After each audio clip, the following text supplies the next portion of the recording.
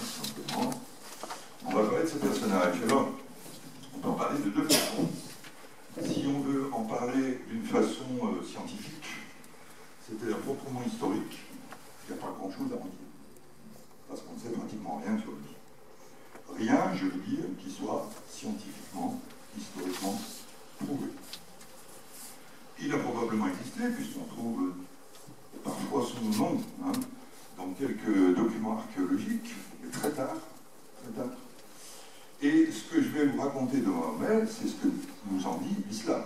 C'est-à-dire toute la biographie, en quelque sorte, religieuse qui s'est constituée sur ce personnage de Mahomet.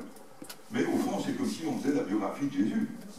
Ce qu'on sait de certains historiquement prouvés sur Jésus, c'est pas grand-chose.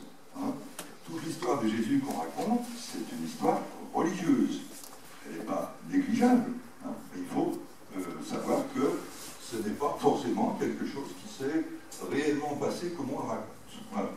Alors, comment on le raconte? Eh bien, voilà, on va regarder, je vous ai fait une joli petit document avec l'aide de Pascal, mon épouse. Je ne suis pas très habile dans ce genre de choses, mais enfin, généalogie. Cette généalogie, c'est un document très utile, très important pour se trouver, et en général, on a du mal à en trouver, donc souvent, il faut la faire soi-même, la généalogie. Alors ça, c'est la généalogie des Koraïch. Qu'est-ce que c'est que les Koraïch? C'est la tribu principale qui domine l'oasis de la Mecque.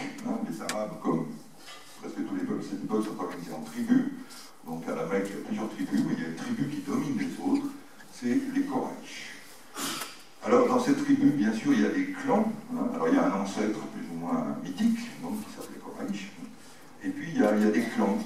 Donc vous avez un clan dont le premier représentant s'appelait Omeya, on les appelle les Omeyyades, on va le voir tout à l'heure. Et puis un autre clan, celui de Mahomet, qu'on appelle les Hachémites, parce que l'arrière-grand-père de Mahomet s'appelait Hachem. On trouve ça aujourd'hui dans la dynastie jordanienne. Vous savez, la dynastie jordanienne, celle du roi actuel Abdallah II, je crois, s'appelle la dynastie Hachémite.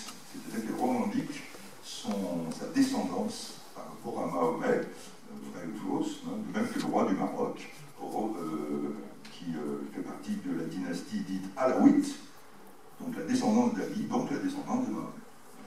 Les personnages importants de l'islam tiennent toujours à indiquer cette descendance par rapport au prophète.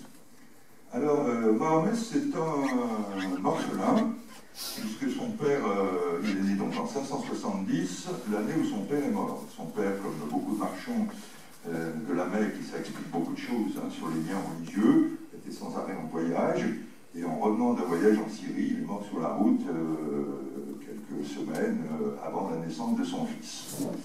Et puis sa mère, Amina, est morte 6 ans plus tard, ce qui fait que donc Mahomet a été orphelin à l'âge de 6 ans, et a été élevé par son grand-père, Abd al-Muttalib, qui est mort assez vite lui aussi, et donc surtout par son oncle, Abu Talib. Vous me direz que ce sont des détails peut-être qui ne sont pas d'un intérêt historique majeur, mais en réalité si, vous allez voir pourquoi, les questions de descendance, je le redis encore, dans l'islam, sont extrêmement importantes. Alors Mahomet, élevé par son oncle Abu Talib, est devenu caravanier, c'est la profession la plus courante au pôle emploi de la Mecque au 6e siècle, au 7e siècle. Caravanier, donc il parcourt le Proche-Orient, il va souvent à Jérusalem, à Damas, il a l'habitude de rencontrer des Juifs, des chrétiens, de discuter avec eux, ils ont des longues discussions à l'infini le soir, pas autour d'une bière, mais je ne sais pas autour de quelle boisson on pouvait avoir à Jérusalem à ce moment-là.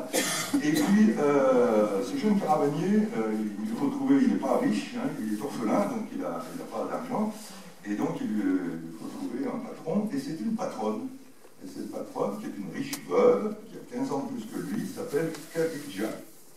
Alors je crois qu'en arabe on prononce Khadija, mais la transcription en alphabet latin se fait avec KH, donc Khadija ou Khadija comme vous voulez, et c'est une grande histoire d'amour.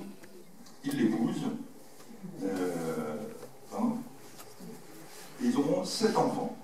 7 enfants, 2 garçons et 4 filles, malheureusement, je dis malheureusement pour Mahomet, les 2 garçons meurent en bas âge, et ça, pour un chef de famille arabe, c'est évidemment un problème.